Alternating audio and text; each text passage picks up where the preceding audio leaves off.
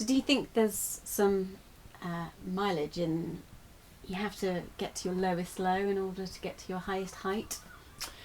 Well, I'm less of a fan of drama these days, I have to say. I think I'm more interested now in being a bit more measured in everything. So not being so attracted or fascinated by the highest highs or the lowest lows. I that might not answer your question, but it's a really good opportunity to pitch for just kind of a bit more embracing the non-dual, because the lows will come, the highs will come, but to not be too, the famous story about the farmer who loses his whole crop. Do you know this very famous?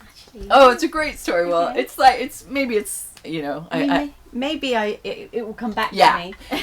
So this farmer loses his whole crop in the drought, and his neighbor doesn't. Okay. He manages somehow to save his crop, and the guy and the farmer whose life hasn't been very affected says, "Oh, it's terrible, isn't it? It's awful what's happened to you. Oh my God, And the farmer says, "Well, sometimes it's good, sometimes it's bad. Who can say? And the next year the crop is fantastic, and the other guy's crop has failed, and the farmer's like, "Oh, isn't it fantastic? Your crop is successful." And he says, same thing. He's like, "Yeah, sometimes it's good, sometimes it's bad. Who can say?"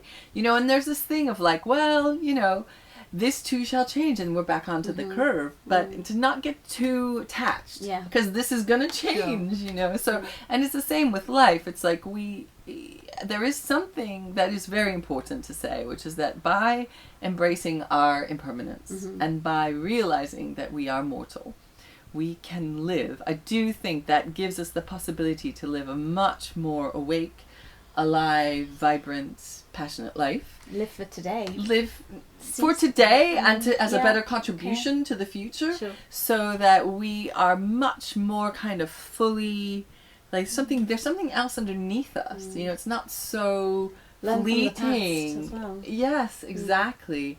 And really taking care of each other, what matters, what's essential. I mean, it boils down to people on their deathbeds. There's really 4 things that they want to say. They want to say, "I love you, please forgive me, thank you, and I forgive you." Like that is, everything boils down to something so basic as that, and everything else is just noise.